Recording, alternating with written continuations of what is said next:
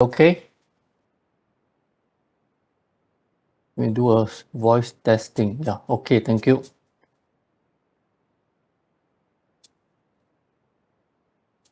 Okay, thank you for your response, Duga, Yogini, Pragas, Singyi, okay, Joanna, thank you for your response.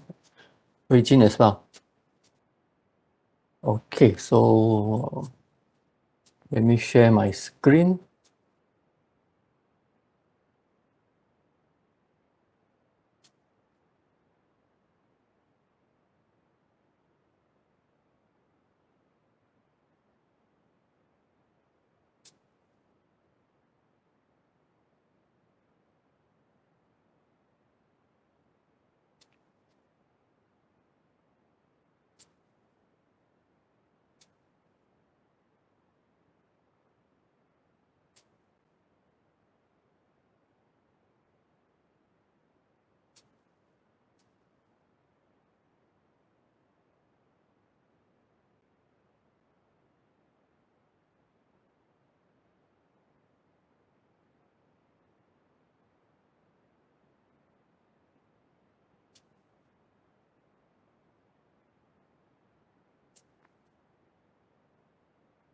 Okay, so today we are going to look at the second section, second part of exchange rate behavior.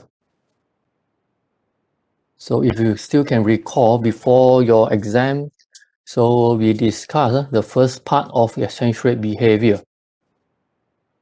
Okay, so we have studied how exchange rate is determined.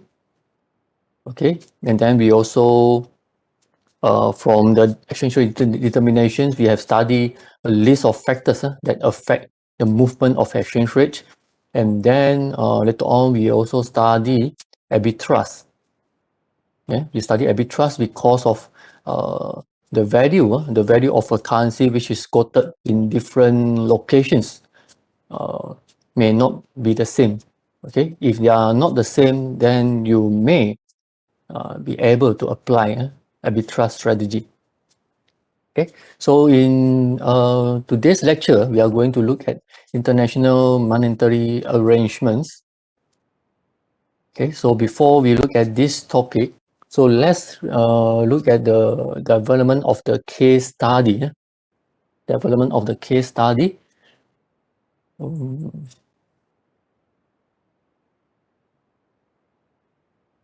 Let me turn on my video. Okay. Okay, so let's look at the development of the case study. So in this case study, so what is the latest developments? So we know that the owner of this company, and then the company is based in US, right? So they will receive pound, British pound from their distributor, and then they have to convert the pound to dollar. All right, and then just assume that because of this is a case study from the textbook. So just assume that he recently read that the Bank of England, which is the central bank of the UK, is likely to intervene directly in the foreign exchange market to stabilize the value of British pound. Okay, so they are going to intervene. They are going to conduct direct interventions. Why they intervene in the markets? Because of they want to stabilize, right? Yeah, so there are two reasons why they want to stabilize. So one of the reason could be the pound appreciates. So they would like to maybe to slightly reduce the appreciations, or maybe the British pound depreciates.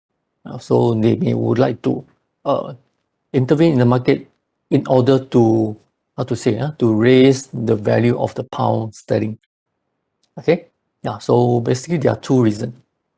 Okay, so therefore, this will be our focus. So we are going to first we are going to study international monetary arrangements, and then we are going to also study how central bank intervene in the foreign exchange market. Okay, so this will be our learning objective, and of course, after you learn in this lecture, so I will expect you to know how to explain many different currency arrangements that been imposed by various countries, and then you also need to understand how central bank intervene. Either they directly intervene or indirectly intervene in the foreign exchange markets, and this will affect the movement of exchange rate, and then will affect the value of multinational corporations. Okay, so first we look at the classifications of exchange rate regimes. Yeah. So why we need to study this? Because of different countries may impose different exchange rate regimes. So for those who are started to do the individual projects, so you'll notice that some of the currency is very stable. Yeah? And then some of the currency will find that the value is not so stable, it's quite volatile. Okay, so I'm not sure whether you notice or not. So if you notice, then this is not this is not something that unusual, but this is because of exchange rate policy being implemented by the central bank. Because of the different central bank, different countries, in different different central bank in different countries, they may implement different types of exchange rate regimes. So the exchange rate regimes will affect the movement of exchange rate. Okay, so what is exchange rate regimes? So exchange rate regime is the way and authority. So this authority is referred to central bank. Central bank of a country manage their currency in relation to other currencies and the foreign exchange market. So how they manage. So therefore, you will notice that if you make comparison with your friends, because of in the individual projects, everyone been assigned with different currencies, right? Yeah, so if you make comparison with your friends, you will find that some of them, the exchange rate is quite stable. And then maybe your exchange rate that you get is quite volatile, for example. So, so this is one of the reasons because of different types of regimes being implemented by the authority. The authority here is referred to central bank. Okay, so basically based on IMF, we have 9 categories. We have 9 categories. So the category number 10 is other than the 9 categories. So we can't classify them into any of the 9 categories. So they will put them in the 10 category, others. Okay, so here we have 9 category. So from the first until the category number 9, yeah, so the flexibility of the exchange rate will become more flexible. So first and second is no flexible at all. Yeah. So for example, currency unions, like what happened in Euro, the Eurozone. So those countries in the Eurozone, they will use a single currency. So that means 2 or more countries will share the same currencies. Yeah, that happened in the Eurozone. Okay, and then dollarizations. Dollarizations, for example, I think you know, Zimbabwe, Venezuela. So these countries, they abandon, they let go their own currencies. They abandon their domestic currency, and then they adopt US dollar as their currency because of they have hyperinflations. Super high inflation, we call it as a hyperinflation. So they have to abandon their own currency but use dollar as their own currency. Okay, Yeah, so this kind of regime have no flexible at all, and currency board also have no flexible at all, like being implemented by Hong Kong, for example. Okay, and then from the third until the seventh category, yeah, so we have those countries that implement third, fourth until seventh. So they have some flexibility. They have some flexibility. Like for example, the exchange rate, even though it's fixed, but they are allowed to move within a range of band. There's a band, they set a band, so the maximum and the minimum. So they will set, some country they will set a band. So the exchange rate are given the freedom to move, but within the band. Okay, and then some of the country they implement fixed exchange rate, but they will frequently review the fixed rate. Let's say, for example, they will implement the fixed rate for 1 year. So after 1 year, they will review.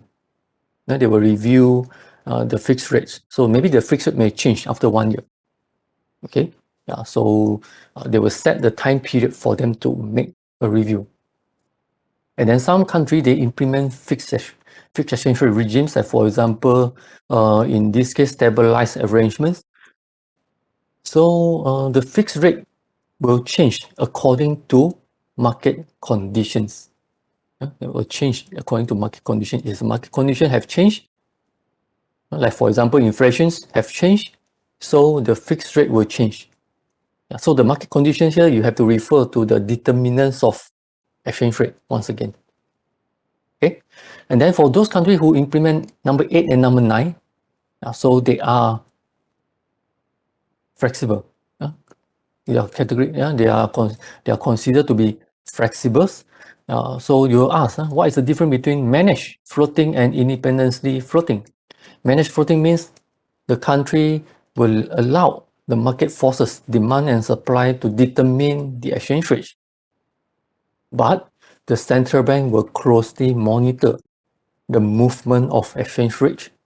So if they find that the movement of exchange rate or the value of the currency is not consistent with the economic fundamental, then the central bank will intervene in the market to stabilize the exchange rate, to stabilize the currency value. Okay, yeah, so this is managed floating. So the central bank will intervene, will only intervene if the value of the currency is inconsistent with the economic fundamental. Okay, and then for the case of free floating, independently floating, so the central bank will not intervene, so they will allow the market forces to have the freedom to determine the exchange rate.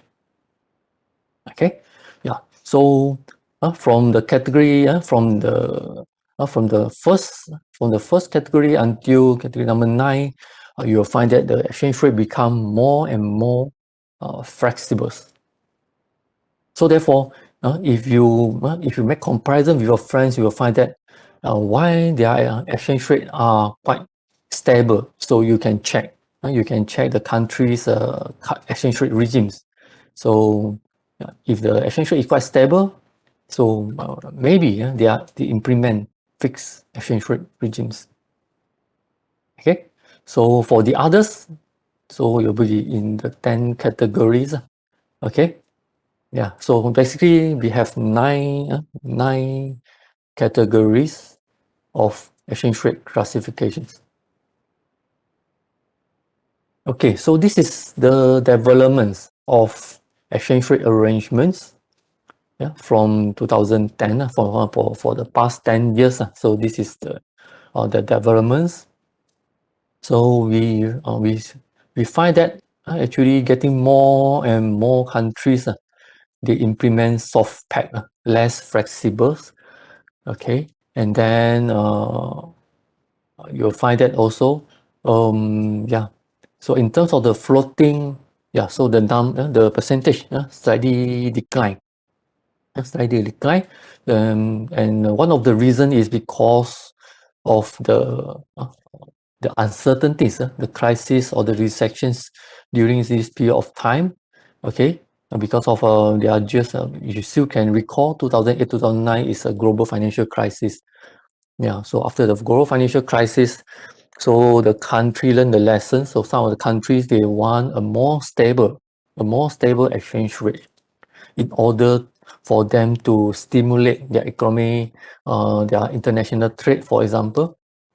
So usually, yeah, those countries who wish to have a stable exchange rate, they will go for soft peg. Okay, they will go for soft peg. So that's why you see that the soft peg, the percentage of the country who implement the soft peg have increased. Okay, so for the case of Malaysia, so Malaysia is fall under floating. We are actually our central bank implement manage floating, implement manage floating. So that means our central bank of Malaysia will closely monitor the value of the ringgit, and then they will intervene only if the value is inconsistent with the economic fundamental. So recently, I think you noticed that ringgit Malaysia depreciates, right?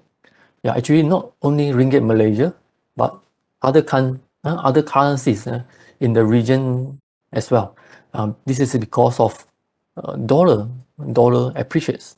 Dollar appreciates. So those countries that, let's say for example, if you look at the exchange rate against dollar, yeah, so ringgit, relatively ringgit depreciate as compared to the dollar.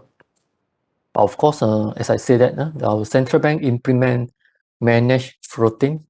Yeah, so they will closely monitor the value. If the value is inconsistent with the economic conditions, economic fundamental, then they will intervene in the markets. So later on, I will discuss about exchange rate interventions, how central bank intervene. Okay, so so just now we know that there are 9 categories, and the category number 10 is others. Okay, so and in this section, we are going to study why some of the country they implement hard peg, and why some of the country they implement soft peg, and why some of the country they implement managed floating, why some country they implement floating exchange rate regimes. Okay, so these sections we are going to study the choices. Okay, how they make their decisions, how the central bank make their decisions to impose certain exchange rate policy.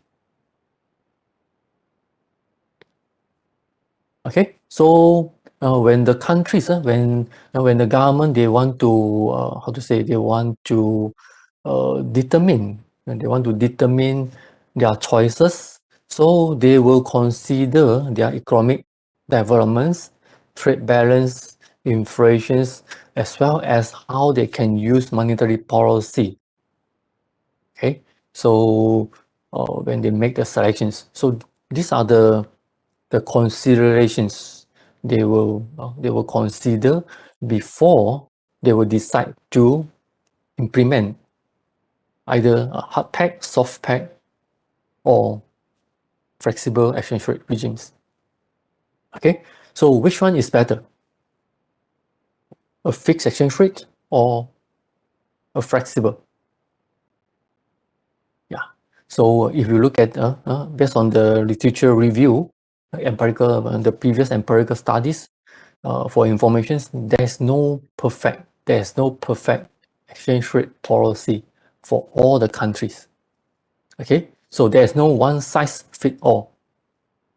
There's no one size fit all. Like we wear our shirts, for example, free size. When people mention free size means one size fit all. So here, exchange rate, when we're talking about exchange rate regimes, there's no one size fit all. Okay, so that's why different countries they implement different types of exchange rate regimes. Why they implement different types of exchange rate regimes? Because of different economic developments, and then different in terms of the trade balance, inflations, and then whether they want to have autonomy in conducting monetary policy. So they have different characteristics, so therefore they have to implement different exchange rate regimes. Okay. Okay, so these are the factors that to be considered by a country before they make their decisions. Okay, so we are going to discuss every single factors. So first we look at inflations. Inflations. So in what conditions a country will implement fixed exchange rate or pegged exchange rate, or maybe a less flexible exchange rate?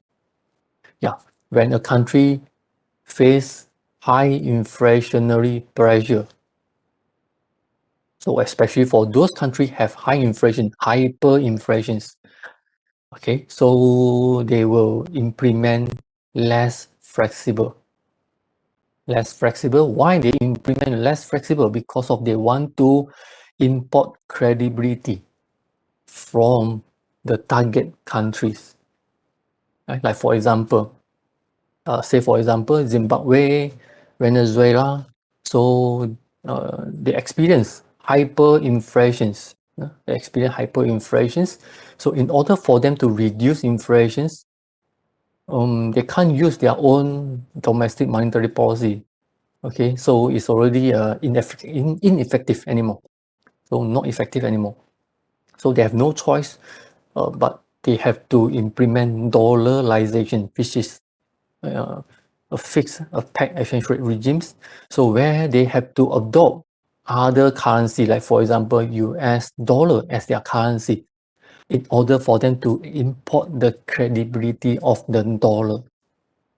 Okay, yeah. So when they when they use dollar as their own currencies, then they are able to control their inflation. If not, if they are still using their domestic currencies, so the currency has no value anymore because of hyperinflations. Hyperinflation. So the money, the orange, the domestic currency are have no value anymore. So therefore, they have to use a foreign currency, for example, US dollar, in order for them to import the credibility. Okay, so in the empirical studies, so they have done a research, they find that country that that implement peg exchange rate regimes, especially hard peg, they are able to reduce their inflation rate. Yeah. So as a result, those countries who face high inflationary pressure, hyperinflation, for example, so they will implement fixed exchange rate or less flexible exchange rate. Okay, and then for those countries who wish to stimulate their economic expansions, so they will go for more flexible. Why they go for more flexible? There are a few reasons. One of the reason is because of when the exchange rate is flexible, so they are able to absorb external shock. So when there's an external shock, for example, a global crisis, so the countries that implement flexible exchange rate, they are able to provide this kind of like cushions to absorb the shock. Okay, so if they implement flexible exchange rate regimes, because of flexible means the exchange rate are going to be more, of course, they are more fluctuates, but this fluctuations is good for them to absorb the external shock. Okay, for example, if a country face trade deficit. Trade deficit, you know what is a trade deficit? When your import is more than export, you are going to have trade deficit. So when your import is more than your export, so what happened to your currency value? Your currency value will actually depreciate, right? Yeah. So when the currency depreciates, so this is going to to encourage the demand for your exports. So when the demand for export increase, so the demand for the domestic currency will increase, and then the value of the domestic currency will appreciate. Okay, yeah. So in this case, when the currency appreciates, so this will collect the your currency value, and at the same time, it can be used to adjust the trade balance. Okay, yeah, because of initially there's a deficit, import more than export, but because of the currency value decline, so this encourage the demand for export. So the export will increase. So therefore, flexible exchange rates can help to adjust trade deficits. Yeah, so this is good for those countries who wish to stimulate their economic expansions. Okay, yeah, and then this is according to the previous empirical studies as well.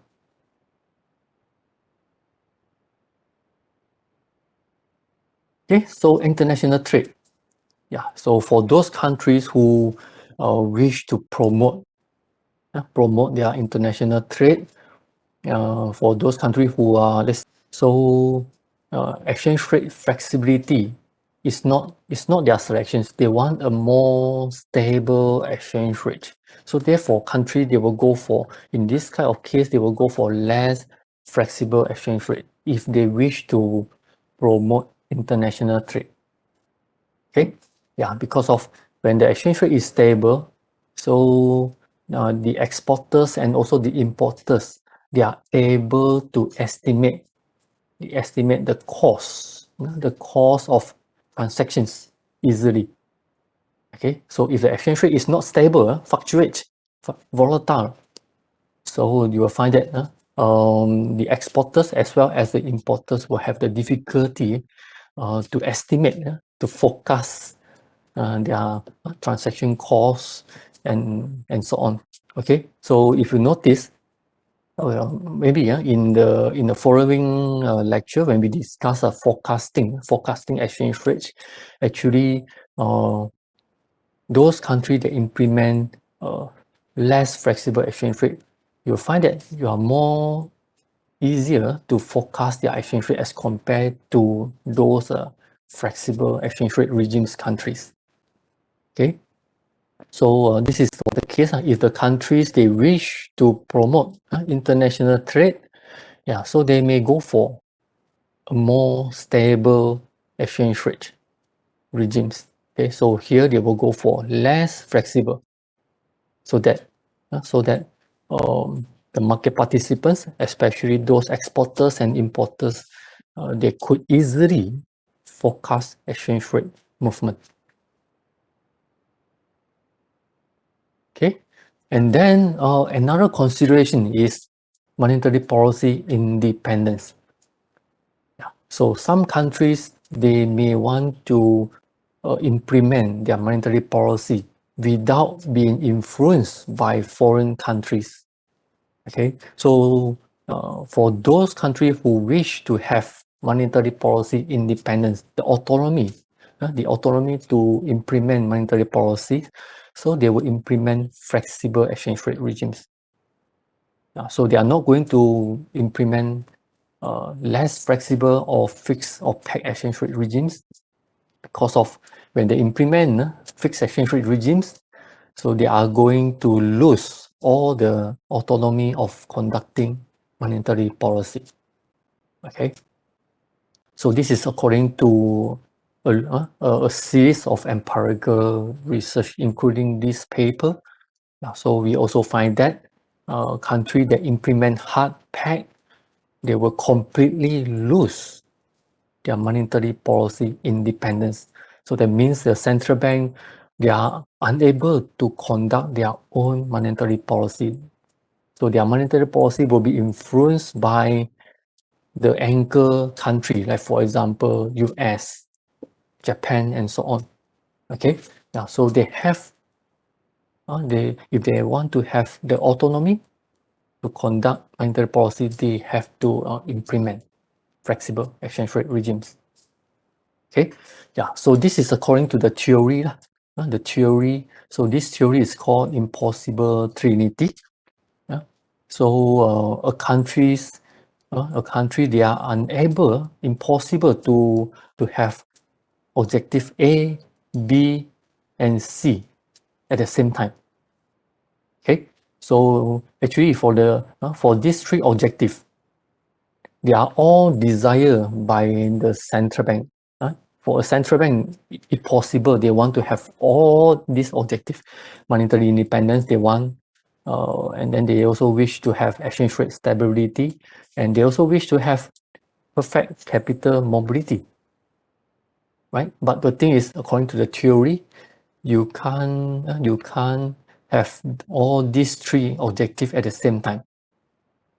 Okay, so when you wish to have exchange rate stability, a stable exchange rate, and you want to implement less flexible exchange rate, so what is your options? Your option is either you go for the capital, you have to go for the capital control in order for you to gain the monetary independence, or if you go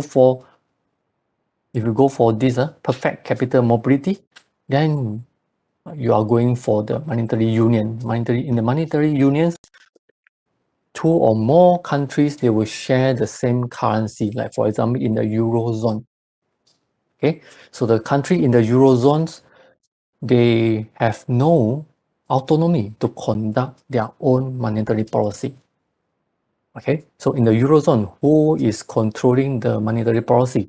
European Central Bank. Okay, so they have a central bank, European Central Bank. So that means domestic central bank have no autonomy to conduct monetary policy. Yeah, so this is called impossible trinity. Okay, so pure floating, for those countries who wish to have this and also to have a perfect capital mobility, so they have to implement free floating, like what happened in the US and the Japan. Okay, and then those countries who wish to have this and then to have a stable exchange rate, so they have to implement capital control, like what happened in China. Okay, yeah, so this is a theory. You can't have these three all together, and in fact, in the real world, based on the current economic situations, so actually, country in the world, they can't avoid capital mobilities. Capital mobility means investor can move in and move out their money easily. So actually, in the real world, country can't avoid capital mobilities. So therefore, in the real world right now, so country only have two choices: monetary independence or a stable exchange rate. So it depends on the selections. Okay, yeah. So yeah, for some countries, if they wish to have monetary independence, then they have to go. They have no choice but to go for the pure floating.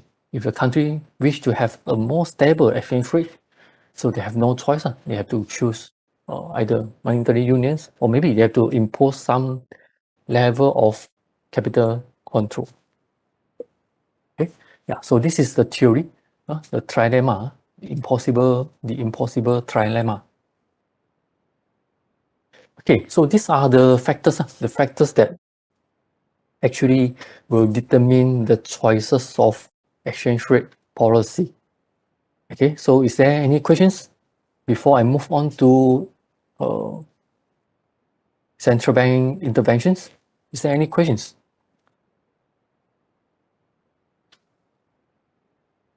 So hopefully you can take notes when you, let's say, maybe some of you have started your individual projects. You have downloaded the data, and then when you plot the graph, you will find that when you make comparison with your friends, so don't be surprised. Some of you will find that the exchange rate are quite stable, and some of you the exchange rate are quite volatile. Yeah, so volatile means maybe the country implement more flexible exchange rate regimes. Okay, and then these are their considerations: inflation, economic expansions, trade, and monetary policy independence. So, any questions? Any questions? So hopefully you can understand why a country they implement different exchange rate regimes.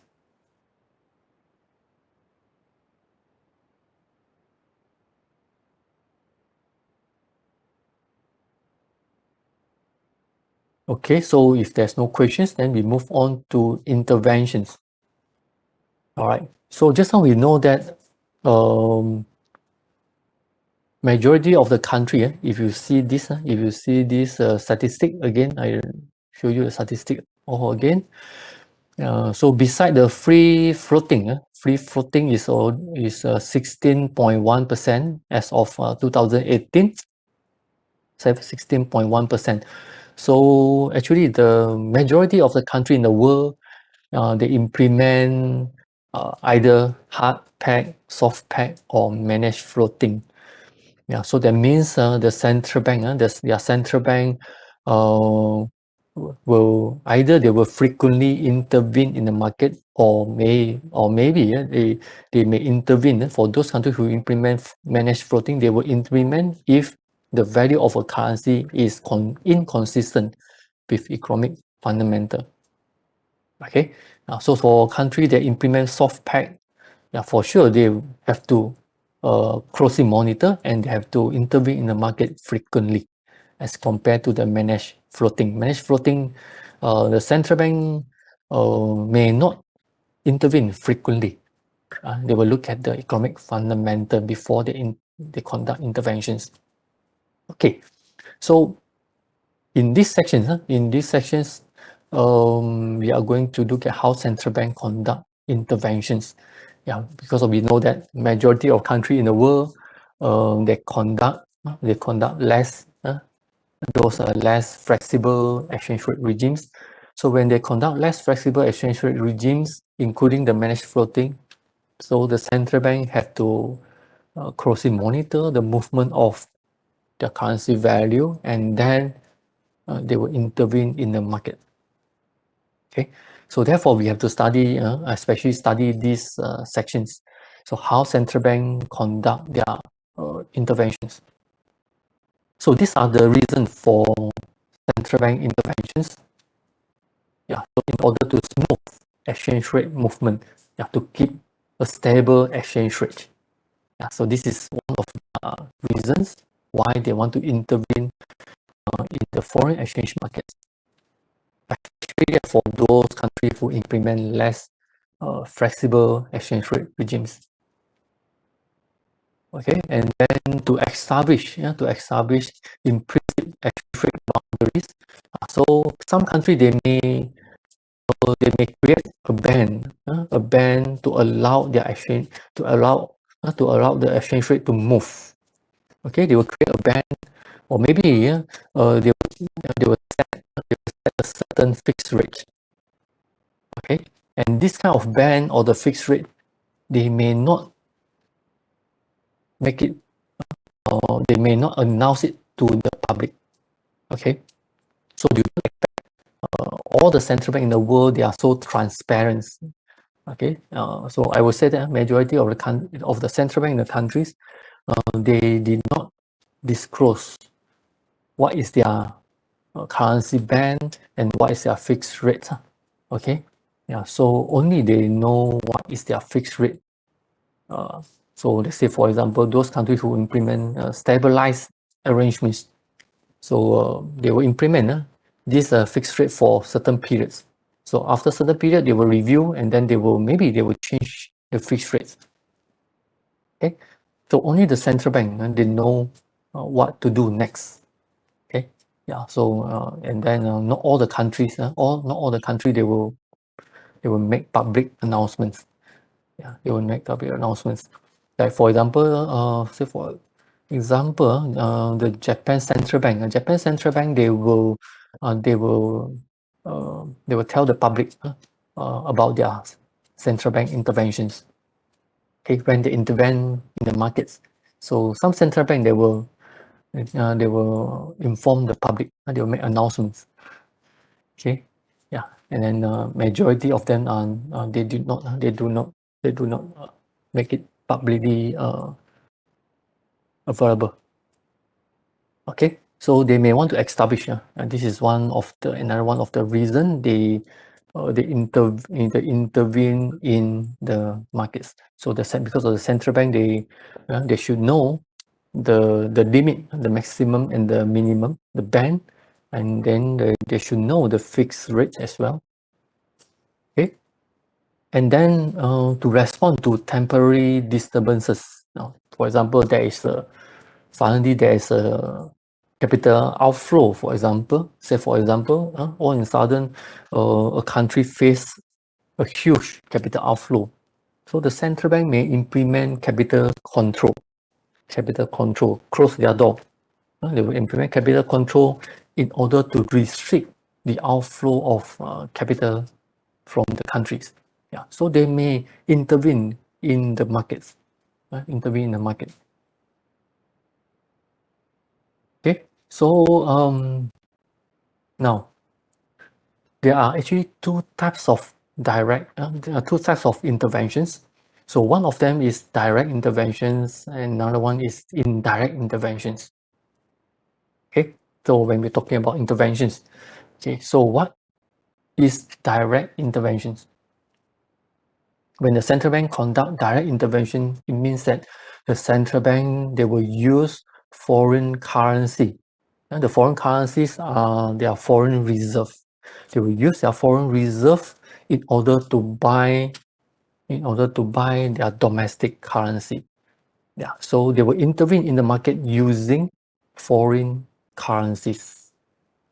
And because of the central bank, every central bank they have their reserve. They have their foreign reserve. Yeah, so in the foreign reserve, they have foreign currencies, they have gold and so on, SDR and others. Okay, yeah, so these are their foreign reserve. So they will use their foreign reserve to intervene in the market in order to stabilize the currency value. Okay, so we look at these two examples, right? So to prevent domestic currency depreciations, let's say a domestic currency face depreciations pressure, so the central bank can intervene in the markets and conduct direct interventions in the foreign exchange market. So how they can stabilize the currency value? So they will use the foreign currencies in exchange for domestic currency. Yeah, so in other words, the demand for domestic currency will increase. So when the demand increase, what will happen? So we look at this diagram. So when the central bank use the foreign currency in exchange for domestic currency, so the demand for domestic currency increase, right?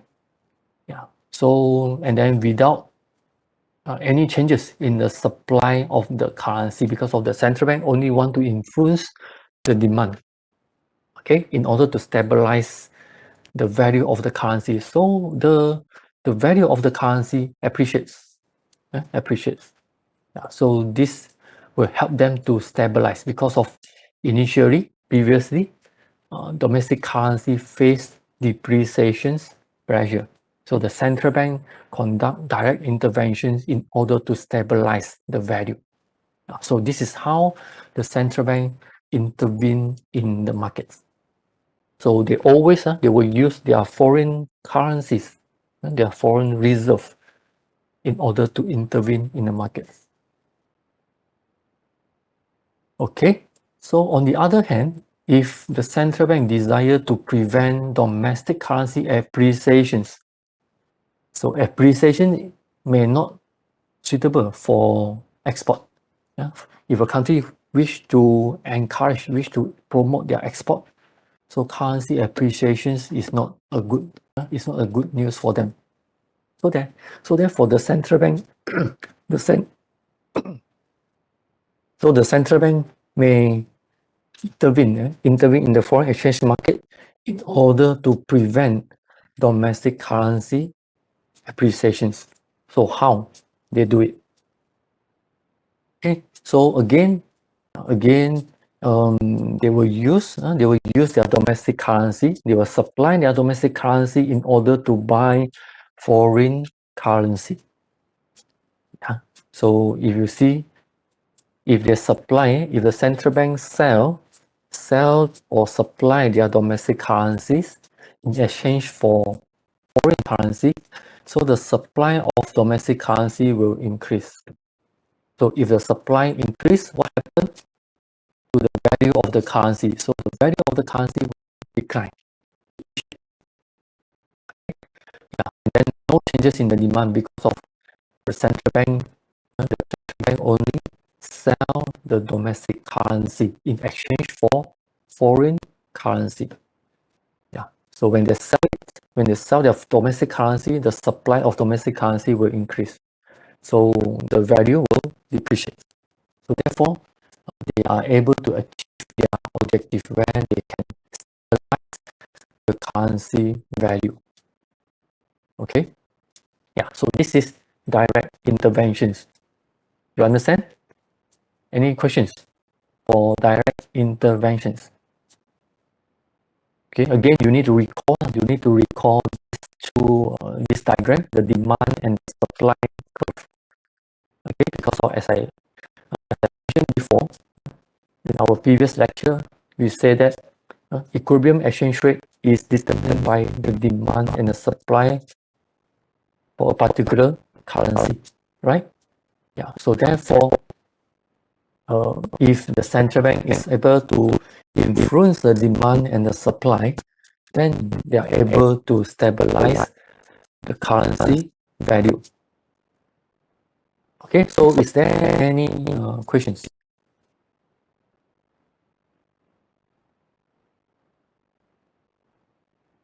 Is there any questions in terms of the theory?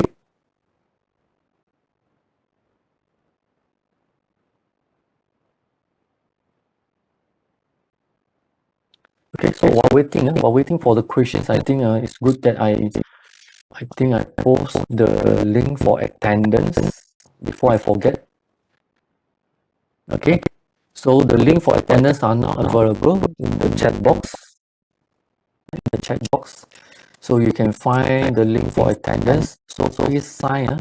You are compulsory to sign in Smart Hadir. So this is your proof. The only proof to prove that you attend the lecture. This is the only channel that you can prove that you are attending the lecture. Okay, so the link are available in the chat box. So please sign in your attendance by Smart Hadir. Okay, so in terms of the theory, is there any questions?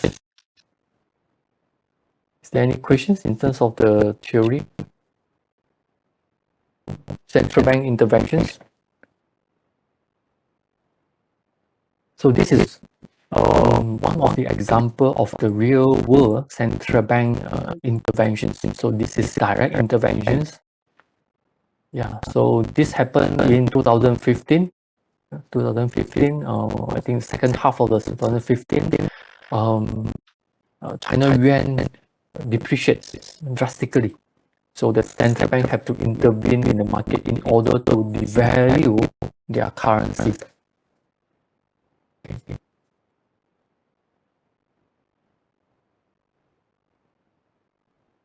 So this is one of the example of direct intervention. So the central bank intervene in order to maintain the fixed rate because of China. China actually implement less less flexible exchange rate regimes. So they have to always intervene in the market. So this is one of their interventions. One of their interventions in second half of the 2015.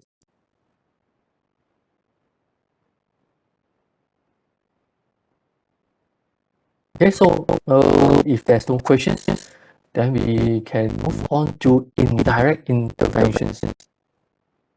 So we know that in the direct intervention, central bank will use their foreign reserve.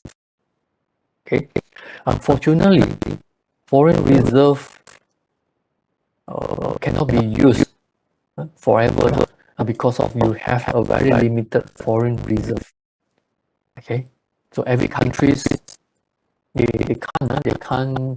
can't always use their foreign reserve in order to stabilize their currency value because of limited foreign reserve.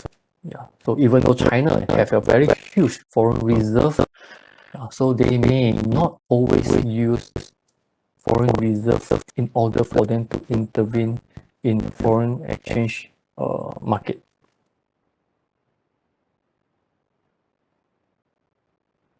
Okay. So what they can do if a country face a very limited foreign reserve, okay? Because of some country they have very limited foreign reserve. Of course, some country like China they have a huge foreign reserve. Okay, so those countries who have very limited, let's say limited foreign reserve, so how they can intervene? So they can use indirect interventions. Indirect interventions. How they can conduct indirect interventions? They can influence domestic economic variables, like for example, inflations, interest rate, right? And then the government controls and so on, in order for them to stabilize their currency values. In order for them to stabilize their currency values. So I think you have learned all these are the factors that determine exchange rate. And these are the factors that determine exchange rate. So the central bank can influence. They can influence these factors that affect exchange rate, and then they can after that they can influence also the currency value. But this kind of intervention is called indirect because of these variables will become the channels, the transmission channels from the central bank to the currency value. Okay, so this variable will become the transmission channels. Now, it's not the same like the direct intervention. Direct interventions, the central bank, for sure, they will use foreign reserve to stabilize. But as I said, that some countries, they have a very limited foreign reserve. So how they can intervene in the markets to stabilize their currency value, so they can conduct indirect interventions. Right? So this is one of the examples of a central bank they conduct indirect interventions without using the foreign reserve. Yeah, so they try to influence the expectations. So we know that expectations is one of the factors that could affect exchange rate movement. Correct, not?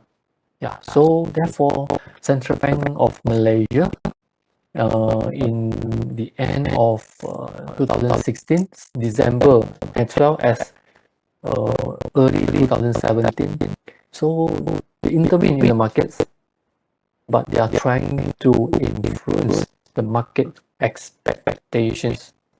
So when they are able to affect the market expectations, yeah, then we know that market expectations will affect the demand and the supply of the ringgits. So therefore, the ringgit will be stabilized.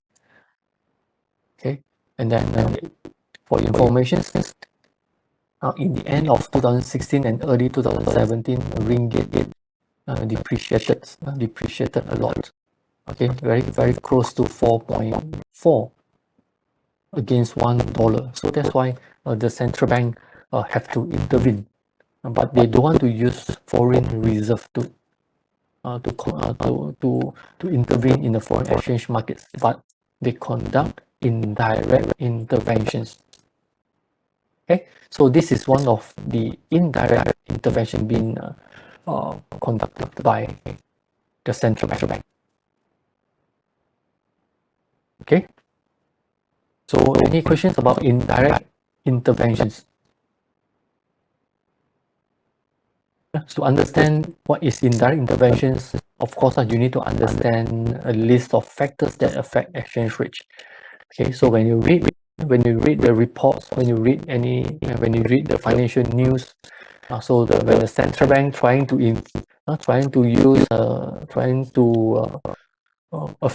influence the interest rate, trying to set the interest rate, trying to influence the expectation. So during their currency depreciation, so you will know that actually the central bank is trying to conduct indirect interventions. Okay, but of course, as I say that not all the banks in the world they will make public announcements to tell all the people that they are doing interventions. Okay, so you only can you only can tell from the trend of the exchange rate movement, and then from the policy change. Yeah, from the policy change, like for example, in this case, this is actually one of the policy interventions from the policy change by the central bank. So sometimes we can roughly know that there was or there were interventions by the central bank. Okay. So any questions about interventions? So why you want to study interventions? Because of majority of the country in the world, they implement less flexible. They are not implementing free floating. How many percent? As of 2018, only 16.1% of the country in the world implement free floating. So the rest of the country in the world, so the central bank may intervene in the market to stabilize the currency value. Okay, so any questions?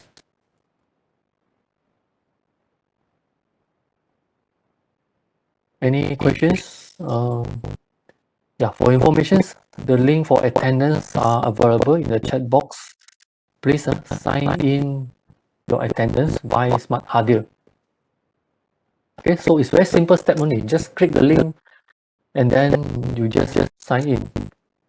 Okay, so just only need a few click, then you can sign in your attendance. Okay, so if you did not sign in, then I have to you will receive the show cause letter, then you have to make explanations. So why you make yourself in trouble? Okay, yeah. So just sign in the attendance. Very simple. So I have posted the link for the attendance. This is the second time I post the link in the chat box. Okay, so there's no reason to say that you forgot, and then you are not aware. So usually students will say, I forgot to sign in, I'm not aware, and so on. Okay, and then some of you may blame the system. System you cannot log in. But the thing is, why others can sign in but you cannot sign in? Yeah. Okay, so everyone are using the same system, smart Hadir. Not exchange rate regimes. Exchange rate regimes means different country have different regimes.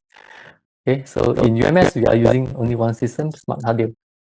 So if your friends can sign in, there's no reason for you to say you are having a system problem.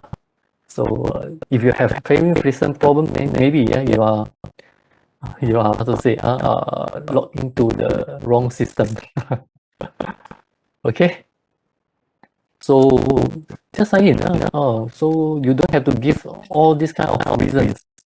Okay, so you are wasting your time because of you have to answer my show cause letter, and you're also wasting my time. I have to read your show cause letter. Okay, I have to read your letter. Just imagine, I have 95 students. If every student send me their show cause letter, so I may need to use one to 2 hours to read all letters. Okay, a waste of time. So it's better than I use the time to conduct lectures. Okay.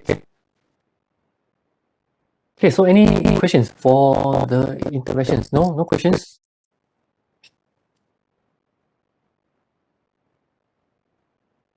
Okay, so these are the key takeaways. The key takeaways. So in this lecture, we know that don't be surprised. Some the currency value are quite stable, and some currency value are quite volatile. Yeah, all these are because of different countries. They have different characteristics, different characteristics in terms of the international trade, the trade balance, economic developments, inflations, and also the autonomy of conducting monetary policies. So the country may implement different exchange rate regimes. Okay, so there's no one size fit all.